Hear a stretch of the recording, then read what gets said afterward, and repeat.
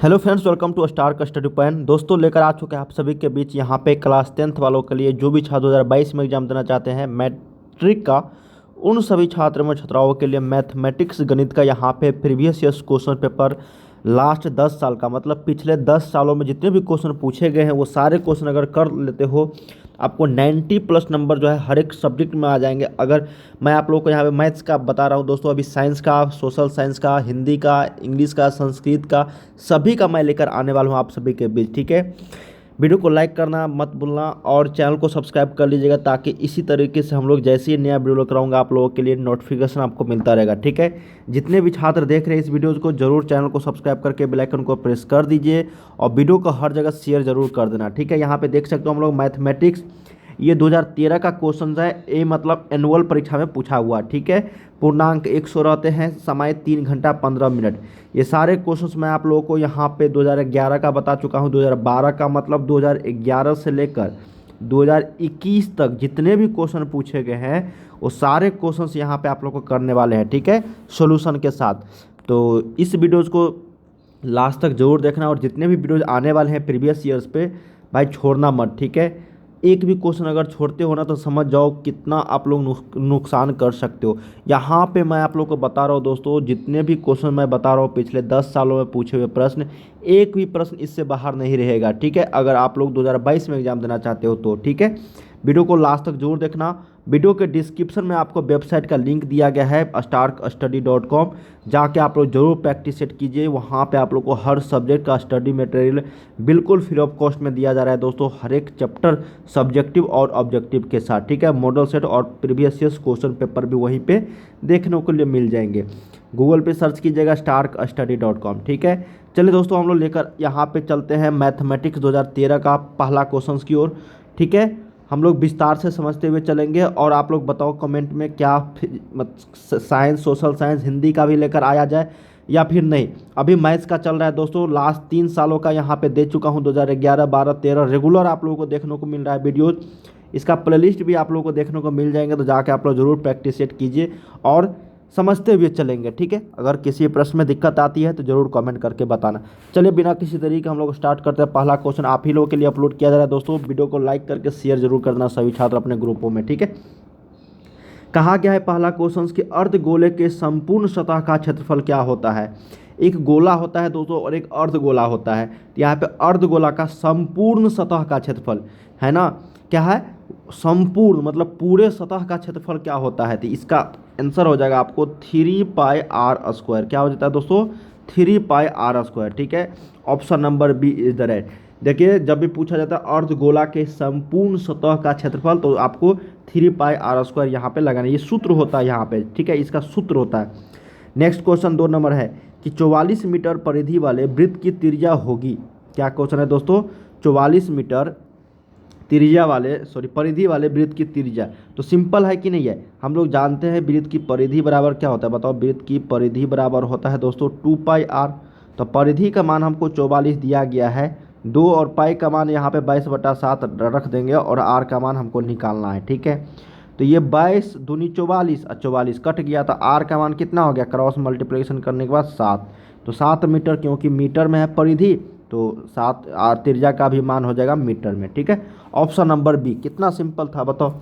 पहले जो था दोस्तों आप लोगों को जो पैटर्न था इसमें ऑब्जेक्टिव तो पूछे जाते थे लेकिन कम पूछे जाते थे। अब तो आपको 50% ऑब्जेक्टिव किया गया है ना, जिसमें आपको 100 ऑब्जेक्टिव रहते हैं, जिसमें आपको 50 का जवाब देना रहता था, मतलब देना है अभी भी। ठीक है, उसी तरीके से पहले जो है 10 ऑब्जेक्टिव क्वेश्चन पूछ जाते थे। ठीक है, और 10 जो है आप लोगों को यहाँ पे 1 नंबर वाला जो है आपको ऑप्शन नहीं दिया जाता था। अभी जस्ट क्वेश्चन देखेंगे उनको भी उसके बाद लघु उत्तरीय, दीर्घ उत्तरीय पूछा जाता था। चलिए 3rd नंबर क्वेश्चन देखते हैं हम लोग। कहा गया है कि बिंदु 2,3 एवं 4,1 के बीच की दूरी जो होगी वो कितनी होती है। तो नहीं निकाल पाओगे दूरी सूत्र से, बहुत ही सिंपल है कि नहीं है। मान लो कि ये ए है, ये बी है, ये 2,3 है आपका और ये 4,1 है कि नहीं। इसके बीच की दूरी निकालोगे दूरी सूत्र से तो क्या होगा बताओ। रूट अंडर में x2 - x1 डायरेक्ट लिख दिया, 4 में से 2 गया 2 का स्क्वायर, फिर प्लस 3 में से 1 गया 2 का स्क्वायर। तो ये कितना हो जाएगा बताओ, रूट अंडर में 4 + 4, तो ये रूट अंडर 8 हो जाता है। रूट अंडर 8 को अगर तोड़ोगे तो ये 2√2 यूनिट हो जाएगा, मतलब इकाई। जब भी आपको बीच की दूरी बताया है तो इकाई में आंसर आता है, तो 2√2 इकाई यहाँ पे राइट आंसर हो जाएगी। बहुत ही सिंपल प्रश्न था ये, उम्मीद करते हैं आपको समझ में आ गया होगा। नेक्स्ट क्वेश्चन 4 नंबर है कि किसी बिंदु की y अक्ष से दूरी उस बिंदु का, जब भी इस तरह के प्रश्न मैंने आप लोगों को बताया है दोस्तों,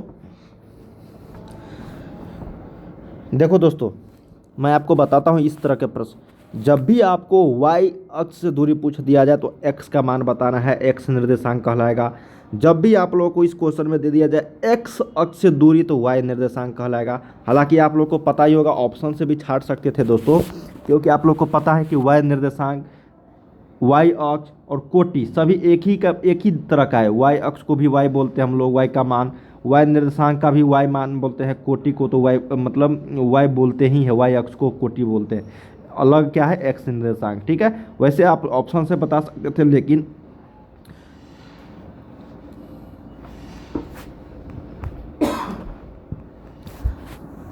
जो मैंने आपको बताया है, ठीक है, कि y अक्ष से दूरी जब भी पूछा जाए तो x का मान बताना, option number B is the right. Next question दोस्तों, कहा गया है कि दो समरूप त्रिभुजों की भुजाएं 4:9 के अनुपात में है, ठीक है।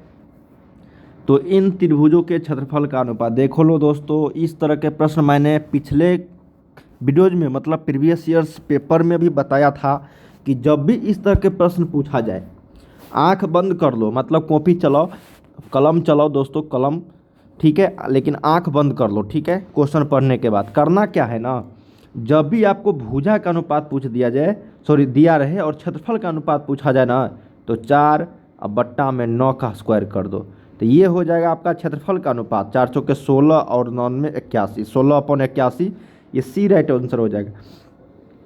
और जब आपको क्षेत्रफल का अनुपात दिया जाए और भुजा का अनुपात पूछा जाए तो रूट अंडर में 4/9 दे देना, मतलब जो भी क्षेत्रफल का अनुपात रहेगा उसको रूट अंडर में डाल देना, जो भी मान आएगा वो आपको भुजा का अनुपात जो है मान आ जाएगा, ठीक है। समझ में आ गई ना, option number C.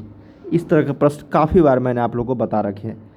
Next question 6 number है कि किसी द्विघात समीकरण के विवेचक का मान अगर 0 से बड़ा हो जाता है तो दोनों जो मूल होंगे, देखो 3 शर्त होते हैं द्विघात समीकरण के विवेचक का, अगर d बराबर 0, अगर d का मान 0 मतलब ग्रेटर देन 0 और d का मान लेस देन 0। दोस्तों इसमें वास्तविक और समान होता है, इसमें वास्तविक और असमान होता है सेकेंड वाला में, और थर्ड वाला में अवास्तविक होता है, ठीक है। तो हमको कहा गया है कि 0 से बड़ा, तो 0 से बड़ा यही है आपका 2 नंबर वाला। तो इसमें वास्तविक और असमान, वास्तविक और असमान मतलब वास्तविक और भिन्न, देखो किस में है, ऑप्शन नंबर ए, वास्तविक और भिन्न इज द राइट आंसर हो जाएंगे यहाँ पे 6 का ए। 7 नंबर देखते हैं कि 9 sec square theta minus 9 tan square theta जो बराबर होता है वो किसके बराबर होते हैं, तो 9 sec square theta minus 9 tan square theta जो होगा ये 9 के बराबर हो जाएगा। क्यों, क्योंकि हम लोग जानते हैं यहाँ पे sec square theta minus tan square theta बराबर होता है 1 के, लेकिन यहाँ पे हम लोग 9 कॉमन ले लेंगे तो ये sec square theta minus tan square theta इस तरह से हो जाएगा अगर 9 कॉमन लेते हैं, क्योंकि दोनों में 9 है और इसका मान 1 रखेंगे हम लोग, तो क्या हो जाएगा 9 गुने 1 कितना 9, तो ऑप्शन नंबर बी पूछा जाता है हर एक साल। चलिए 8 नंबर देखते हैं कि √2 जो है एक, वो कौन सी संख्या है, तो √2 पता ही होगा आप लोगों को, अपरिमेय संख्या है। कौन सी संख्या भाई, अपरिमेय संख्या √2 है। चलिए 9 नंबर देखते हैं हम लोग कि दो परिमेय संख्याओं के बीच अधिकतम कितनी परिमेय संख्याएं हो सकती है। क्या क्वेश्चन है कि दो परिमेय संख्याओं के बीच अधिकतम कितनी परिमेय संख्या हो सकती है, तो भाई अनंत मतलब इनफाइनाइट मतलब अनगिनत परिमेय संख्या हम लोग निकाल सकते हैं। 10 नंबर है, कहा गया है कि कौन रेखीय बहुपद व्यंजक है, मतलब एक घात वाला कौन सा है। देखने ही से लग रहा है दोस्तों पहला ऑप्शन है, इसमें एक घात है, नहीं है कुछ तो एक घात, इसमें त्रिघात है, ये तो बहुपद है ही नहीं, और ये इसमें भी द्विघात है, ठीक है। ये ऑप्शन नंबर ए यहाँ पे राइट हो जाएगा। 11 नंबर है कि दिए गए आंकड़े 105 का माध्य लिखें, तो माध्य का मतलब मैंने आप लोग को बताया था कि डायरेक्टली प्रोपोर्शनल टू औसत। तो लिखेंगे दोस्तों हम लोग माध्य बराबर जितना भी संख्या है सभी को जोड़ देंगे और टोटल कितना संख्या था 3 से भाग दे देंगे, तो 5 × 1 = 6/3, तो इसका आंसर जो है 2 आ जाएगा। माध्य का मान कितना आ जाएगा 2। ठीक है, इस तरह के प्रश्न आपको बना सकते हैं। 12 नंबर है कि एक निश्चित या निर्धारित घटना की प्रायिकता कितनी होती है। जब हम लोग को पता चल जाता है दोस्तों, निश्चित हो जाता है उस घटना के बारे में, निर्धारित हो जाती है, तो उस घटना की जो प्रायिकता हो जाती है वो 1 हो जाती है, 1 के बराबर। अब बोलोगे कैसे सर? अब बताओ दोस्तों, अगर मान लो कि आपको वहाँ पे 2 बॉल मतलब एक उदाहरण दे रहा हूँ कि 2 बॉल है, बॉल मतलब गेंद है, 2 गेंद है, और बोला जाए इसमें हमको पता ही है कि 2 गेंद ही है, तो कुछ भी निकालोगे दोस्तों उसका प्रायिकता सेम ही आएगा दोनों का। अब हमको यहाँ पे मान लीजिए 5 गेंद दे दिया जाए दोस्तों, उसमें अनिश्चित हो जाएगा। 5 गेंद में 2 लाल, 2 हरा और 1 उजला गेंद है, इसमें अनिश्चित हो जाता है ना कि यादृच्छिक अचानक निकाला जाए तो कौन सा निकलेगा कि नहीं। जब 5 गेंद है उसमें और 5 का 5 काली है तो वो निश्चित घटना हो गया, है ना। कुछ भी निकालेंगे तो भाई काली ही निकलेगा, ठीक है। तो इसका प्रायिकता 1 हो जाएगा। नेक्स्ट क्वेश्चन देखते हैं हम लोग दोस्तों। चलिए 13 नंबर देखते हैं। 20 तक क्वेश्चन आप लोगों को ऑब्जेक्टिव क्वेश्चन पूछे जाते हैं, वो मैं आप लोगों को यहाँ पे सॉल्व करा रहा हूँ। कि सेक स्क्वायर ए माइनस 1 का मान पिछले क्लास में भी बताया था 10 स्क्वायर ए के बराबर हो जाएगा मान, क्योंकि हम लोग जानते हैं, जस्ट मैंने बताया कि सेक स्क्वायर थीटा अब माइनस 10 स्क्वायर थीटा बराबर क्या होता है 1 होता है। तो इसको इस साइड लेकर आ गया। साइन 30 डिग्री का मान क्या होता है 1/2, सभी को पता है। किसी भी वृत्त पर कितनी स्पर्श रेखा खींची जा सकती है। किसी भी वृत्त पर दोस्तों मान लीजिए कि ये वृत्त है तो अनगिनत हम लोग खींच सकते हैं, अनगिनत खींच सकते हैं, अनगिनत जैसे खींचने का मन हो वैसे खींच सकते हैं दोस्तों। लेकिन जब इसी तरह के प्रश्न में पूछ दिया जाए कि किसी भी वृत्त पर एक बिंदु से कितनी स्पर्श रेखा खींच सकते हैं, तो एक बिंदु से केवल और केवल 2 ही स्पर्श रेखा खींच सकते हैं दोस्तों, ठीक है। तो याद रखिएगा इस तरह के प्रश्न बहुत सारे छात्र यहाँ पे फंसते हैं। बोला है कि किसी भी वृत्त पर कितनी स्पर्श रहेगा, तो बोलेगा 1, नहीं अनगिनत। इसका आंसर क्या हो जाएगा अनेक। 16 नंबर है कि विरोधी समीकरण युग्म के कितने हल होते हैं दोस्तों। विरोधी, तो विरोधी का मतलब हो गया आपका दोस्तों समपाती रेखा। समपाती रेखा का मतलब हो गया क्या आपका अनगिनत हल, मतलब अनेक हल, है ना। सॉरी दोस्तों, सॉरी। आश्रित समीकरण, देखो विरोधी समीकरण का मतलब हुआ दोस्तों कोई हल नहीं होता। क्या हो गया, कोई हल नहीं होता है, कोई हल नहीं होता है विरोधी, या फिर इसको हम लोग बोलते हैं असंगत समीकरण।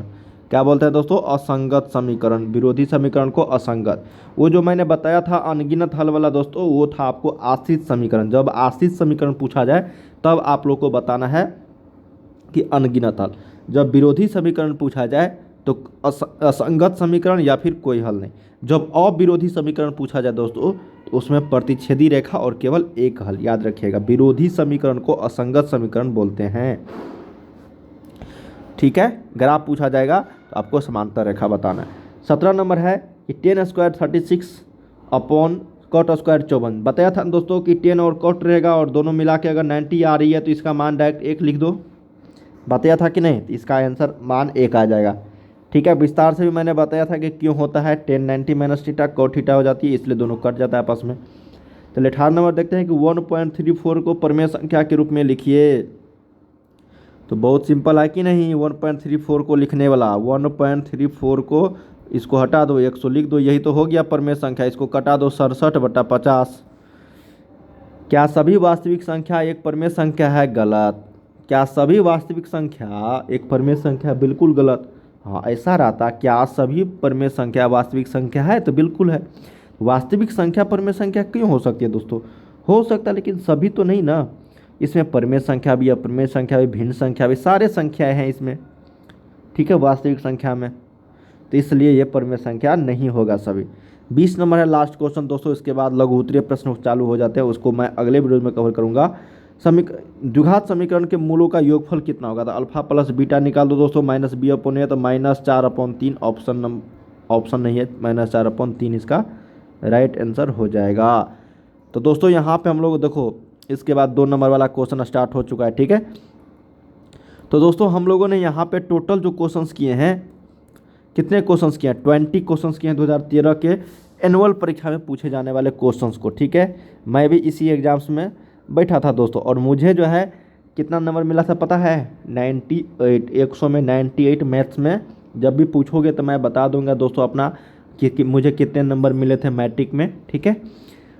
तो मैं आपको जल्द ही अपने जो मेरा जो एजुकेशन क्वालिफिकेशन है दोस्तों, मैं आप लोगों को शेयर करने वाला हूँ आप लोगों के साथ, ठीक है। तो इस वीडियो को लाइक करके शेयर ज़रूर कर देना। वीडियो पसंद आया तो लाइक ज़रूर करना दोस्तों, कमेंट करके बताना कि वीडियो कैसी लगी, ठीक है। चलिए मिलते हैं हम लोग नेक्स्ट वीडियो में, और किस तरह का वीडियो देखना चाहते हैं वो भी कमेंट कर सकते हो। बाय बाय सभी को।